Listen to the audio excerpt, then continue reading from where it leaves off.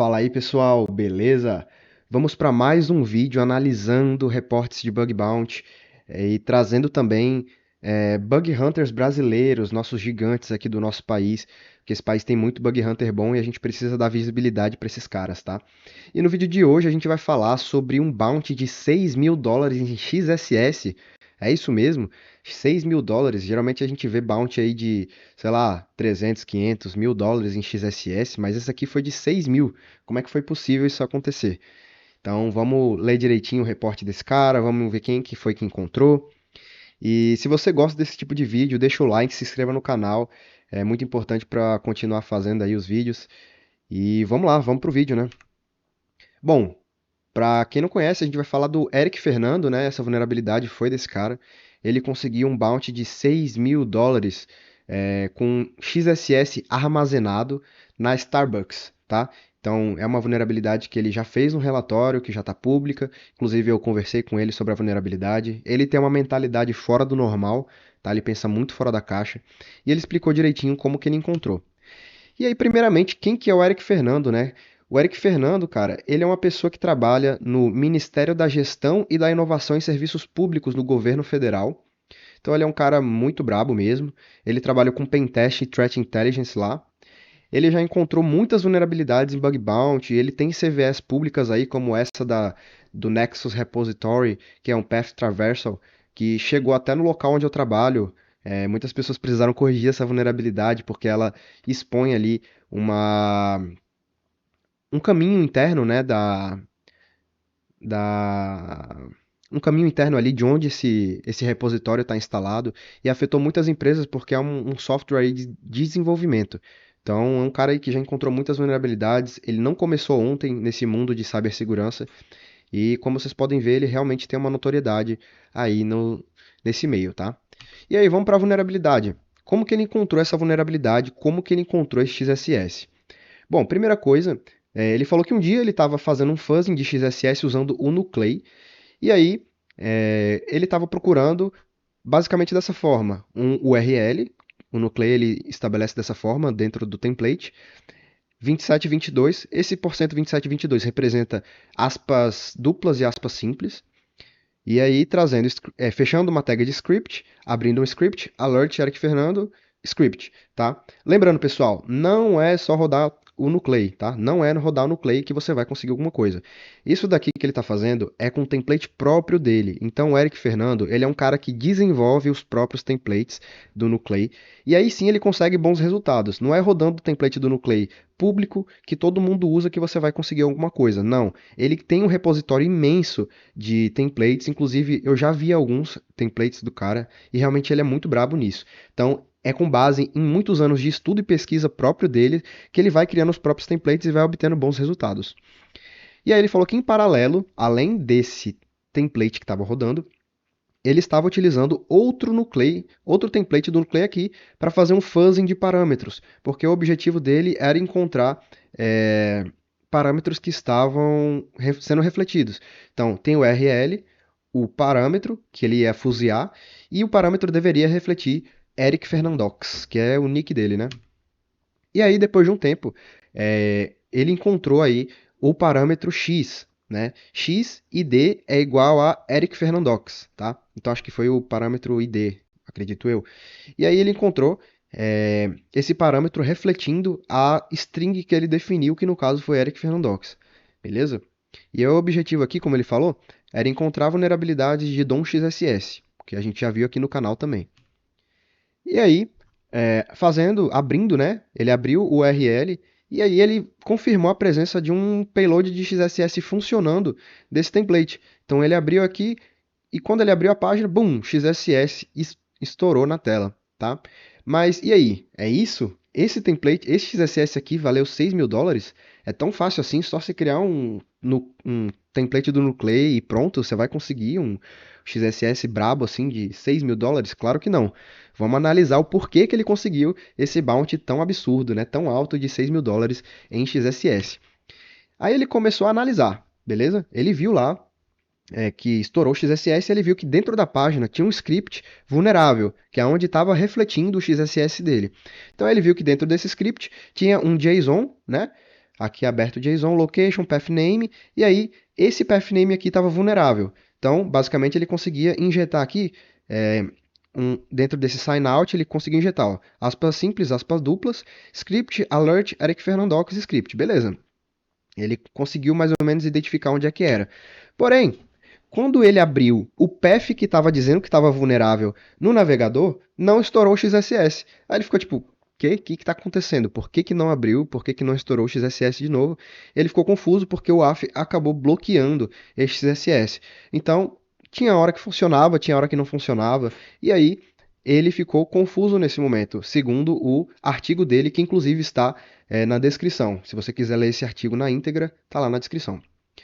E aí, ele informou aqui que quando ele dava um refresh na página, algumas vezes esse XSS estourava, algumas vezes o XSS não estourava.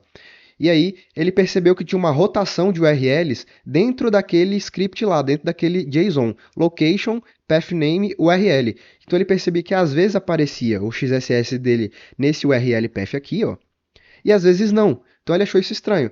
E aí ele ficou apertando F5, né, atualizando a página, e aí ele percebeu que dentro do HTML tinha, ele suspeitou, na verdade, né, que tinha os links que outros usuários acessavam. E aí, dentro do HTML, continha no máximo 3 locais. Então ele viu aqui que tinha o pathname em locais aleatórios, menu, e um deles, por exemplo, era o XSS dele. Então, às vezes estourava, às vezes não estourava, e quando ele abria a página, aparecia no máximo 3 locais diferentes ali. E aí, o que ele pensou nesse momento? Ele falou, cara, então, se meu payload está indo para algum lugar e eu estou recebendo URLs, né, locais que outros usuários estão acessando, então provavelmente esse meu payload de XSS está ficando armazenado em algum canto. Então, olha a mentalidade do cara. Muitas vezes, muitas pessoas, eu acho que nesse momento que estourasse o XSS, ia tirar o print e ia mandar para Starbucks e beleza.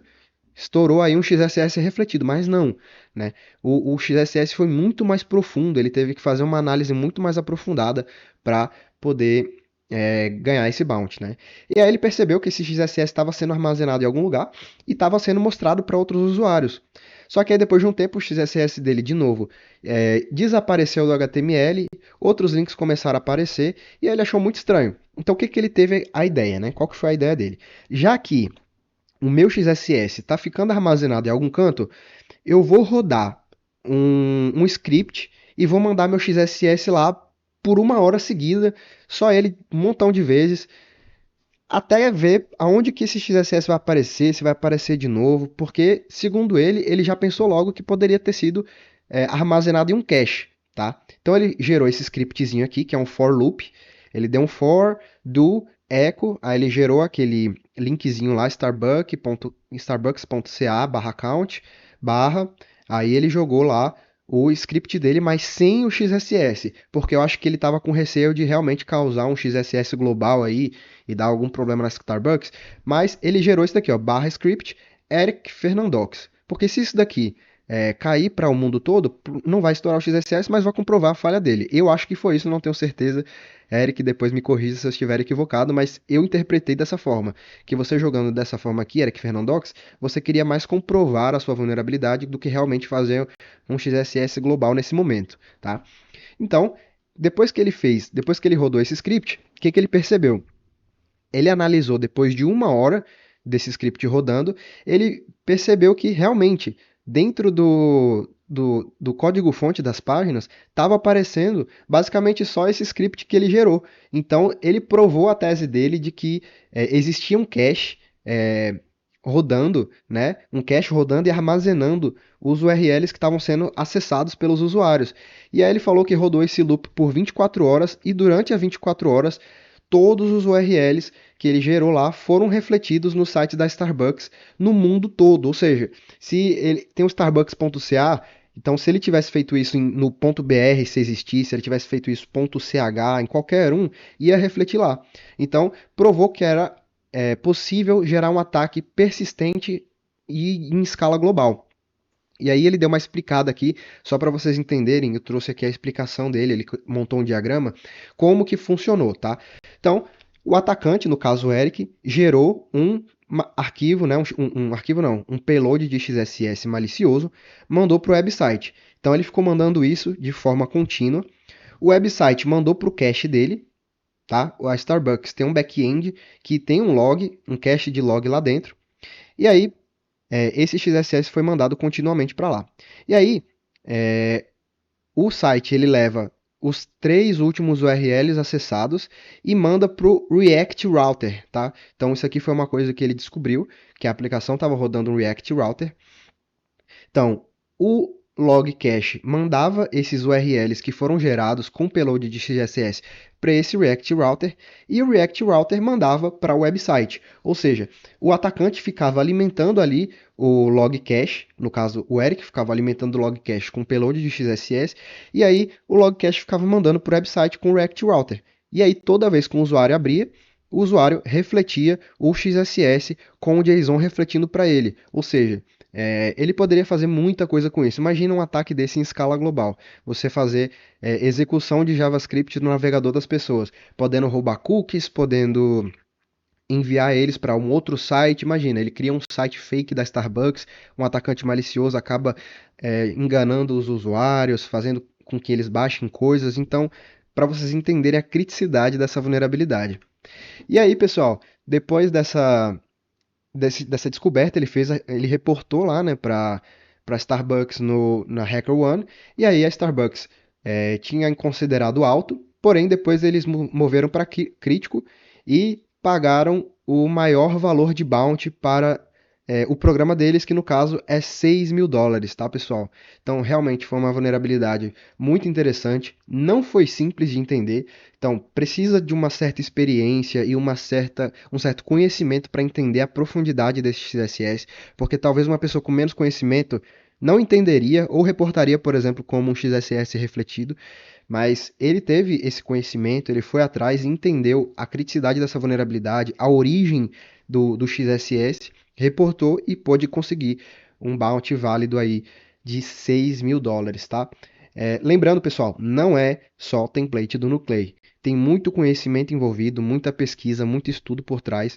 Então, é uma coisa que vale a pena se aprofundar, você criar seus próprios templates, fazer suas próprias pesquisas e com o tempo ir amadurecendo a sua caça até chegar num nível, por exemplo, de um cara como o Eric Fernando. Tá, pessoal? Espero que tenham curtido o vídeo. Se inscrevam no canal, deixem seu like e até a próxima.